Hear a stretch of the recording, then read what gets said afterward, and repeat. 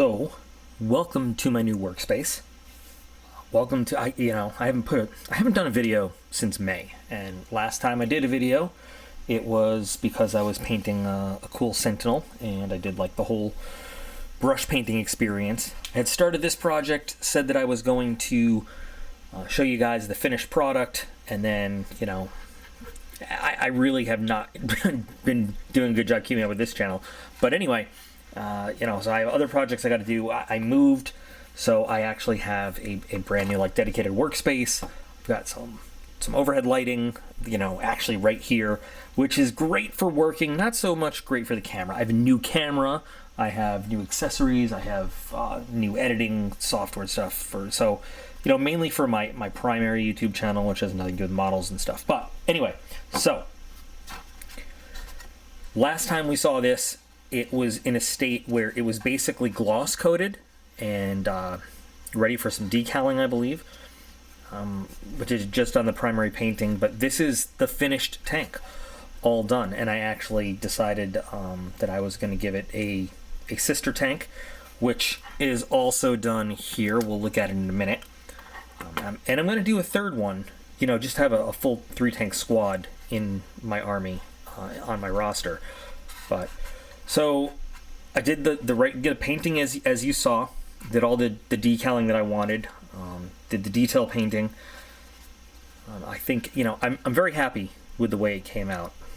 Did some edge highlighting with a very light gray from Vallejo. I think it's sky gray. I'm not entirely sure off the top of my head right now, but it's hard to capture the details on the camera because I have the direct overhead lighting for while I'm working, which, like I said, isn't great for capturing on the camera. I have an LED light directly over the camera, but that doesn't help so much right now. But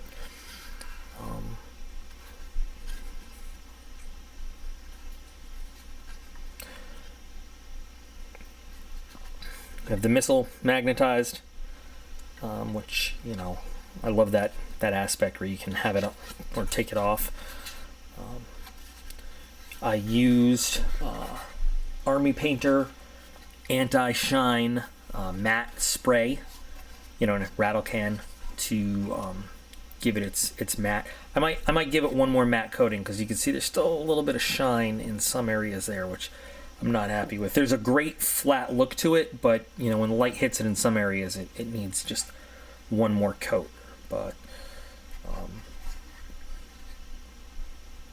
it's pretty good looking. I think I like it because it's different, and there's a lot of people on some Facebook groups that they see backwards track Leman Russes and they give you all this technical, well, how's it going to cross a trench, and I'm like, well, it's not, because it's a model, so I'm not worried about it. I just want something that looks different. And while we're at it, how's the Land Raider going to cross a trench? It's not. We're not building practical tanks here. We're doing models. This is one that I did a little bit more than just mounting the tracks backwards on. So this was the back. This is magnetized, so it can come off. So this was the back. This was the front. It's probably easier if I actually take the turret off. I decided, instead of putting a stubber at the commander's hatch, I just mounted it coaxially so that I could still have it as a game piece in there. Some people had mentioned modeling for advantage. I don't think that line of sight is affected so much by mounting this down here. I just think it looks cool, and I'm not trying to get an advantage on making it hide behind cover or anything like that. I just thought it looked cool. So what I did was, this, you can see this was the front, right? Cut off the, let me get this guy unmounted so you can see. So, cut off this engine part, right? Mounted it where that would go on the front, okay? Give it some accessory pieces. And then what I had to do was fill in this sloping area, and I actually did a lot of work to give it kind of a sloped front plate, similar to what you'd see in modern Abrams tank. And if you want to talk about practicalness, you know, that actually sloped armor is the thing these days, because that takes, you know, if this is how thick your armor is, you know, in real life, it's that thick, but as soon as you slope it, it now becomes that thick as, you know, rounds travel towards it. So there's actually practical, you know, reasoning for sloped armor and everything. The challenge of shaping here was to close it up, reshape it with plastic card and styrene, give it an actual look like it's not just, you know, a piece was cut out, but that it was actually shaped like that. Take some extra bits, build myself a laser housing. Some people have commented that it kind of reminds them of the M3 Lee from back in World War II days. I didn't see that at first, you know, I wasn't thinking that, but I see it now, you know. This, of course, is non-movable. It's just in there. Once I had the engine block mounted onto the rear, then I, you know, also used some stock plastic just to build more of it out, so it kind of fit even with, I guess, what was the front of the vehicle originally, but that it actually, you know, looked like it was there, not just kind of stuck on as an afterthought. Not everybody is crazy, you know, about the design. I hated it. Let me show you some pictures real quick of what it looked like, you know, in the building process.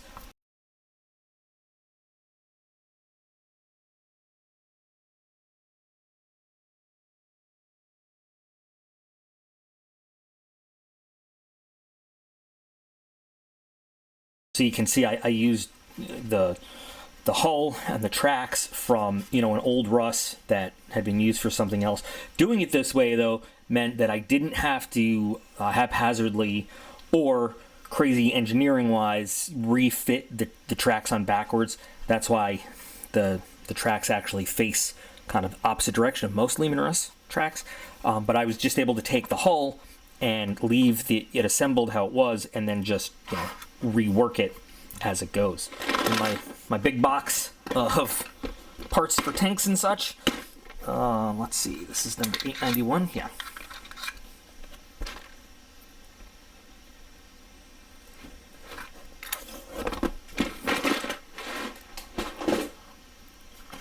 So for the sponson weapons, I have multi-meltas in there right now, but they are removable and can be replaced with, you know, they're magnetized with some flamers,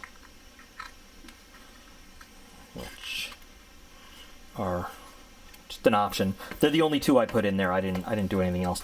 Unfortunately, here the plasma cannons they're fixed. The laser is fixed.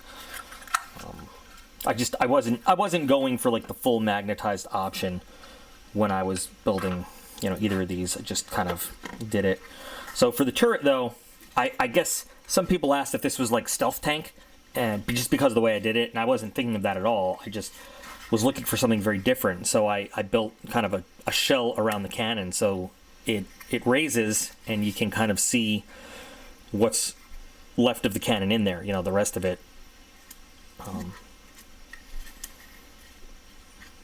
And this was just kind of fun to do, like almost like it's got, you know, extra plating around it, but that's it. It's got kind of a clean, cool look, but it's got some of the pieces from the original Russ, so you can see that, you know, the pieces were there and they just sort of built around it, I guess, is the look I was going for. Also with a magnetized missile, so we can have fun with that. And I'm really very happy with this. I wasn't sure if I wanted to use the plow or not. I think that in a certain way, the plow sort of helps balance out the look of this whole thing.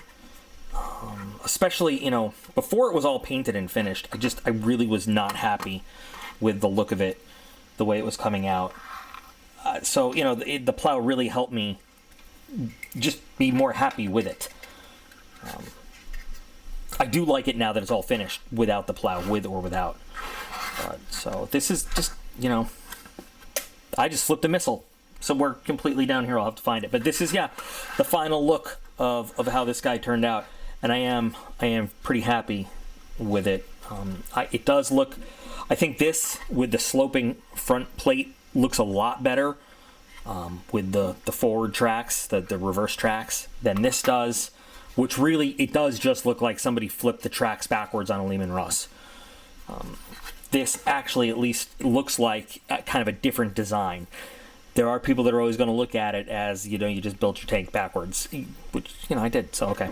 But at least it's got a little bit more going on design-wise to it than simply flipping the tracks backwards. But I am always open to input and constructive criticism. Yes, there are two different kinds of gray making up the paint scheme. This is a gunship gray, and then game air cold gray. This is game air somber gray and cold gray, and this is what I always intended. A handful of my tanks are painted in this gunship gray because I got this gunship gray from Mission Models, and I really wanted to try it out just to see, but I definitely like the darker gray better than the gunship gray.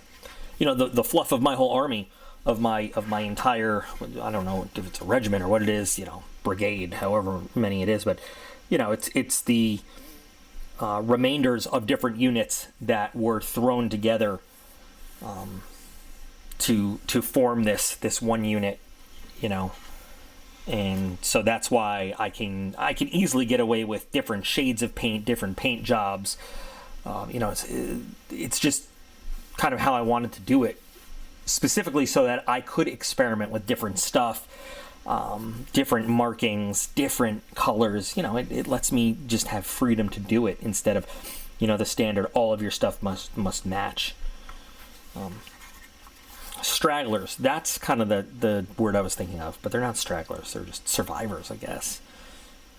So, there you go. Working on my Hand of Steel, which you're not going to be able to see very well in this light at all. But using Green Stuff World Chameleon paint, the color shift for this. I can't decide how I like it or not, but it's cool. And I figured if I'm making a dedicated Hand of Steel for Pask to ride around in, I'm going to make this stand out like a bad boy on the battlefield. So, yeah, I'm still working on this.